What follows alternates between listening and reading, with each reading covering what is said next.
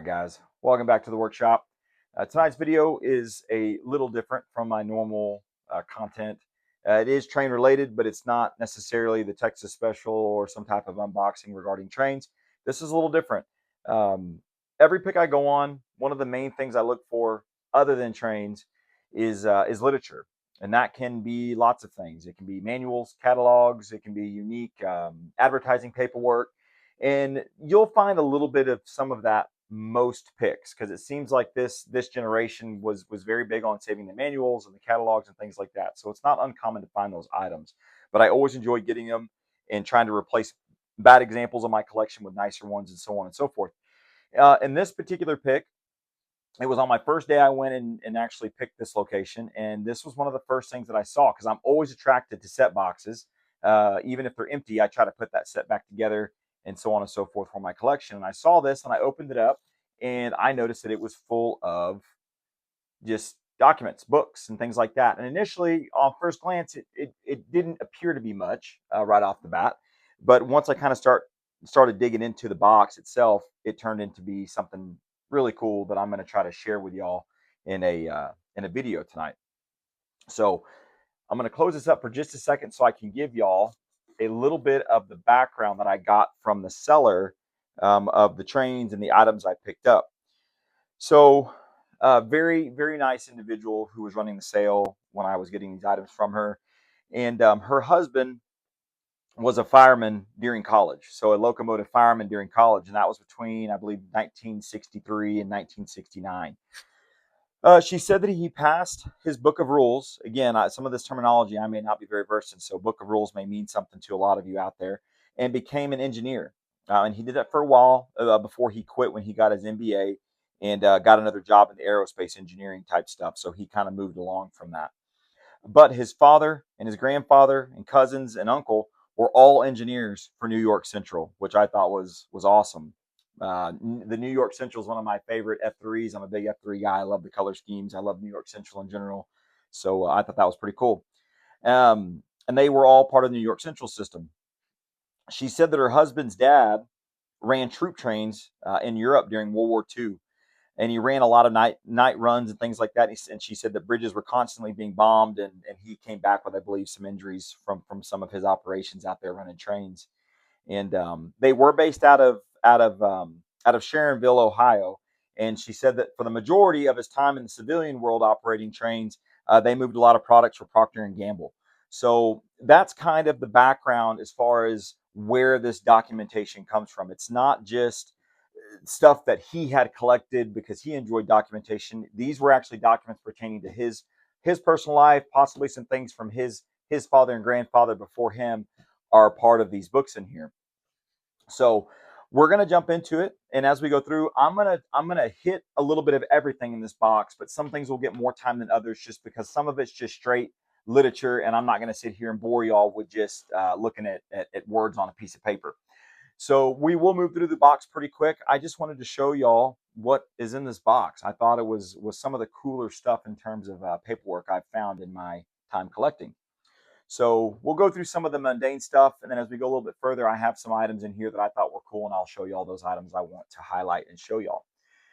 So we have a few of these examination books for firemen, which I thought were cool. Something to bear in mind as I go through this box. This is stuff from, some of it's from the 40s, some of it's from the 50s and 60s. And as you see, this one's July 1st, 1956. Remember, we didn't have internet. We didn't have Google and YouTube. So you couldn't just go do a Quizlet or look up the answers to a practice test. Everything was published in books, and this is how you studied. This was just the norm. And just browsing through some of these books, I mean, again, I'm not going to sit here and just, bore y'all looking through all this stuff, but the illustrations in some of these books, or the photos, so to speak, are really cool. I'm trying to stop on some pages, but you have stuff like that show you the air brake systems and the components to these trains.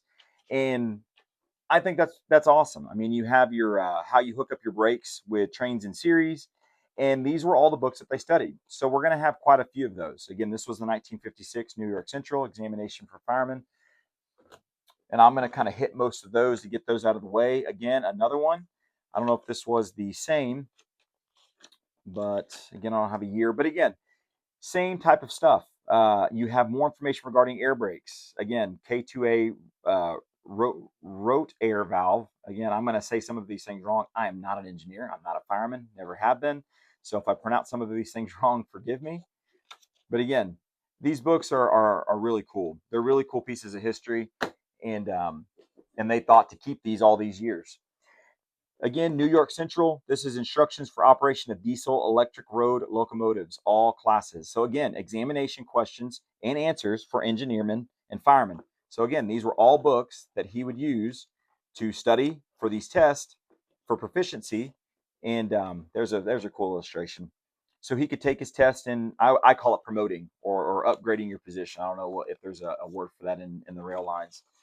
But again, the type of studying you would have to do, it's impressive. And maybe to some people watching this video, they're thinking, "Oh, I could do that in my sleep. That's easy." To me, it's impressive. So take it for what it's worth. New York Central System instructions for operating diesel electric locomotives. Again, all classes. Again, you have a lot of illustrations and photos and diagrams that you would study to show your proficiency on all pieces of equipment on that locomotive. This looks to be a schematic circuit for OK 4626. So it's a boiler schematic. So again, I'm going to get the angles wrong here, but I'm trying to give y'all just a quick look at this because my time is clicking quick. So again, more schematics there. We got some more books here. We'll go through those fairly quick. Again, a little bit different style book. New York Central System again, rules of operating department. So again, this one's a little more mundane. It's got your signals and indications and things like that. Chassis system operating rules. So very similar type stuff. We're going to have our indication symbols and stuff throughout the book. Again, neat. That one is effective April 27th of 69. So just kind of moving through different years here. Another examination book from 1945. So again, pretty heavy literature base there, so we won't spend too much time on that one. Another one, operating department. We've seen something like this already, but again, cool stuff. This one is 1956. And so we were talking about earlier, we were talking about the rules earlier in the Brotherhood of Locomotive Engineers and things like that. I have some small documents we'll look at in a minute, but this appeared to be maybe some type of office plaque or wall plaque. And again, Brotherhood of Locomotive Engineers. So anybody out there who wants to add some stuff to the comments about kind of what this entailed, I would love some more information. That was also in that box. So here, we'll get into something a little more interesting, and we'll kind of jump back into some of the other stuff that I thought was cool. So we have the schedule of wages from 1948. So if you come in here, it kind of gives you the breakdown of kind of the pay rates. Again, I'll kind of flip through these quick. If you want to pause it, you can kind of read through it, but you can kind of see what these rates were in 48 and kind of what they entailed and how they paid for different types of operation. Because you have like your steam, you had your diesels. I think there's some passenger tabs in here, and we'll see those in the back of the book. So yeah, so passenger for engineers, it gives you the breakdown for firemen / helpers. Engineers, it gives you, they paid the individuals by the 100 miles. They also had an hourly rate. And then you were also paid based on the weight on your physical drivers of the locomotive. So, I mean, this went all the way up to, a million pounds. Maybe, again, correct me if I'm wrong. That seems like a whole lot, but I've never really delved into this type of information. So you were paid by the hundreds of thousands. So again, now we have through freight, we have local freight, and you have yard service. So the guys who worked in the yard, and the pay scales changed through everything. And I did the quick breakdown on this on the hourly rate. And we'll kind of get into that just here in a little bit. But again, very cool. New York Central Schedule of Wages book. So we have a few other items here. We have some stuff from Penn Central and some more chassis system books. This is rules for conducting transportation. Again, this is going to give you your actual flagman signals and what those mean. Really neat information, just all the things that you had to study and know and be proficient in. And this was during a time when people were, I mean, not to say people aren't proud of what they do today, but I mean, there was a lot to this, a whole lot more than I think you'd have to know for a lot of other professions. Brake and train air signal instructions. Again, very similar breakdown, a lot of literature. There might be some illustrations. I don't see any. But again, really cool stuff. Conrail, rules for conducting transportation. Another breakdown, again, more indication type stuff. And then we have the Chesapeake, Ohio Railway, Baltimore, Ohio. And this is a timetable book from 74. So this, again, there's your index. But this gives you the physical breakdown of allotted speeds on certain types of cars. And it gives you yard information and tower information. And it gives you the location of gates. I mean, this to me would have been a crucial book of information if you were operating a locomotive, knowing exactly where certain things were and at what time you were supposed to be places. So again, there's a speed table on the back, which will break everything down for you. There's a Western Division, I guess it's a rail map, subdivision, or I guess it's a district, and it kind of, again, I'm not going to take too much time to figure out what that is, but very cool stuff. Let's see what else we have here. Louisville Nashville Railroad Company, Cincinnati Division, Timetable 8. So I think this one had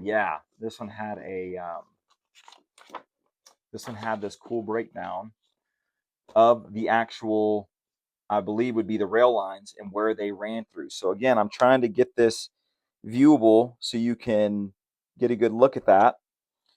And I mean, I can't stress that even in the 70s and in the 80s and before that, this was it. I mean, this was your engineer's Bible. I mean, you had to have these things. This is a Consolidated Rail Corporation, so Conrail. This is hazardous materials. So inspector reports. This is just a little pamphlet I guess they would have carried just in duplicate. And again, it seems like a pretty straightforward book there. Not a whole lot to look at, but again, just a neat piece for documentation. What else? So this is like an HO catalog. I couldn't really find a date on this one, but the paper is thick and feels a little bit older. But this is a B&O, presents its O gauge signature railroad. I don't know how old this is. This may have just been something he threw in the box in passing, but this appears to be just an advertisement for some type of HO train that they were, I guess, illustrating after the B&O Railroad, and they were just trying to advertise it here. And it kind of gave the routes here on the back of this pamphlet. So pretty neat item there as well. Number 67, brake equipment. Oh, this one is pretty neat. Again, I'm going to just show you a quick illustration of a brake system breakdown on the schematic included here. And again, very impressive stuff. Again, this might as well be Chinese to me because I'm a model train collector or a hobby train collector, and this is so new territory for me in terms of the actual inner workings of a real locomotive. So I'm sure there's somebody out there that can appreciate seeing things like this. Maybe somebody who is also in the railroad and knows exactly how important this. I guess the Dallas Federal Savings. I guess maybe that was a rail show or something like that. If anybody attended that show, let me know. But I think that was like a little hat that you'd wear that they'd give you. He had some cool stuff as well in terms of like some cards. Like he had an Amtrak card. His Penn Central, which what I'm seeing is that a lot of these, it has where they're out of Sharonville, Ohio. I was talking about it earlier. But these Penn Central cards are basically free passes. I don't know what the duration was, but these were essentially free passes to employees of Penn Central. This was in 71. So those were passes to ride the train. So then you have the Brotherhood of Locomotive Engineers. We had that sign earlier, and this is a lifetime honorary member. So again, big railroad guys or engineers, let me know what that entailed. So there's that card. And then we have So we have the United States Railroad Retirement Board card. Again, looks like a retirement of, I don't know if there's a date on here, 78, 77 sometimes. So maybe that's the date of the retirement. So that's pretty neat. A laminated retirement card. A New York Central ticket, or at least a piece of a ticket, or maybe it's another one of those free pass stubs. My thumb's on here because I'm covering up names, but that appears to be a New York Central employee, free ride card. And then he had a bunch of hobby store cards. Grove's Electric Train Service. Maybe somebody will recognize some of these. That was in Odessa, Texas. American Flyer Trains. That was based out of Dallas, Texas. You have S&W Hobbies. Look like that one was located in Louisiana. R&B's Train Barn in looks like West Washington. The Train Works, that was in Buford, Georgia. So I'm sure he ordered parts. Maybe he was there. Who knows? And then I guess there was a cool little motorcycle plate in there, or bike plate. I think it kind of looks like a motorcycle plate. Then we have an older 1939 Rules and Rates of Pay, New York Central. And we go in here. Let me see if there's a name. There is. But it has a name on it, so I'm trying to cover it up. But it's the Cleveland, Cincinnati, Chicago, St. Louis Rail Company, and it basically is talking about his examinations and promotion from fireman to engineer. Third series of questions, and it was held in Sharonville, Ohio, on I can't read the date, maybe July 23rd of 1943. So I think maybe this might be his grandfather or something like that. But it basically tells him the proficiencies 94, 95, 93, 95. So he passes proficiency. And then you have your New York Central. And then this was pretty neat too. I'm going to do my best to cover it up. It's hard to read in the first place, but this is your New York Central time and delay report, engine and train employees. So you're reporting your days or your miles. And I guess it's kind of how you got paid. And so that's that New York slip right there. We'll keep these together. Keep that together. The Power Brake Law of 1958. And this is, again, just a quick little literature breakdown of maybe some of the law updates there in 1958. And then the two favorite pieces that I have out of this book are the engineers and firemen manual. And I've tagged a few of my favorite pages in here. And if you notice, the date is, let me cover that up. We have December of 1941, third edition. So, and we also have $5 there in the corner for this book. So December 1941, I believe, was the month and year that we entered World War I. I believe we entered on December 8th, 1941. So this is a very hectic time in U.S. history. So I thought that was pretty neat as far as the dates went. So you flip to this first page, and you have 3 locomotives over there. I believe that first one is some type of streamlined Hudson, the 3460 Blue Goose. So again, neat illustrations. That's a 1937 variation, I believe. You have the M68. I believe they consider that like a Western. They called that a Western where it operated. And that looks to be the Denver and Rio Grande Western. And then here in the bottom, it looks like another Northern. And on the tender there, I see a Atlantic Coast Line Railroad. So really cool, 484 combination there with a big tender, big tender there in the rear. So again, I believe all these are from that, 30s, mid, or I guess almost the 40s, 1937, 1938. So again, we're just going to keep flipping through this. I got a few things bookmarked. Again, lots of illustrations just regarding equipment, pieces, and things like that. And then a ton of question and answers. So if you want to quiz yourself, I'll go real slow through this first page, and you can read a question or two and block out the answer and try to get it yourself. But again, lots of illustrations. We have another illustration of a throttle and superheater header. So again, complete different language to me.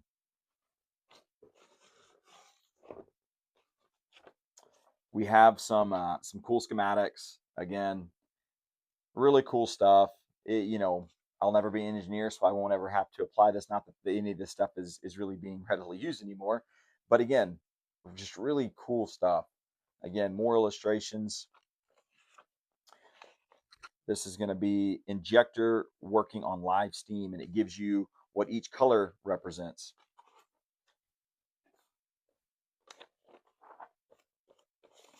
Internal quick acting bell ringer. So again, illustrations is telling you about this bell ringer. It's giving, I don't know if this is a sales pitch or if this was like an inserted ad or just something they were talking about, because it kind of gives you the features and being able to be protected from the weather and the way it's built, things like that. Well, more illustrations in this book. So you have another locomotive here, another illustration there. And then overall, again, I mean, I could keep showing you illustrations in this book, but I'm just trying to keep it quick-ish going through there. Clarkson coil steam generating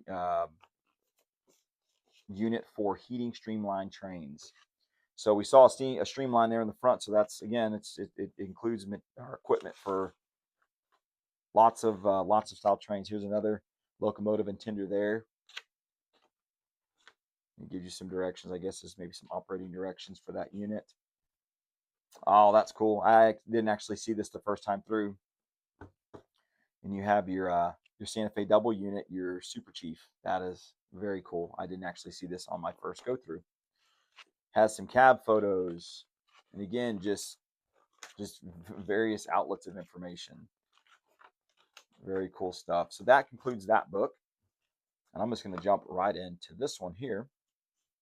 Operator's Manual work, but so then we have a another locomotive here. Again, very cool locomotive. I believe that's also pictured somewhere else. I think that's like an RF-16. Again, it's a big diesel locomotive. But this is the Baldwin book. So all of these trains that you'll see in here are Baldwin. Let me put this phone down for a second so I can open the schematic real quick as we kind of get close to the end here. But you have some awesome schematics in this book for this steam locomotive. As you can see, I'm sure there's some on the back side here. I'm going to just get this all mixed up here. Gives you some actual motor illustrations here, as you can see there in the middle. Have another direction, and each photo breaks down another component, whether it be the motor, the exterior, the interior, is what you're seeing. And then here on the back, looks like you have your B unit there, possibly. And it tells you about the hinge doors, and it tells you about the sandbox fill and all that stuff, expansion tanks and whatnot. Again, more dash component photos, more cab photos. So really awesome stuff here. So we'll put that off to the side and get that fixed up. And then again, gonna just blow through this stuff because it's nothing that y'all haven't seen before. But we have a lot of instruction manuals. We have operating manuals. All the stuff y'all have seen before, all different variations. This is actually one that I don't see very often, and that's actually going to be your pre-war booklet. And this one, I believe, was, I don't remember the year. I saw the year when I'd gone through it the first time, but of course I can't find it now. 1940. So just before we get in the war. So this is some of your last pre-war manuals there. A lot of just miscellaneous paperwork here, some printed stuff, some, yeah, just kind of things that you've seen before.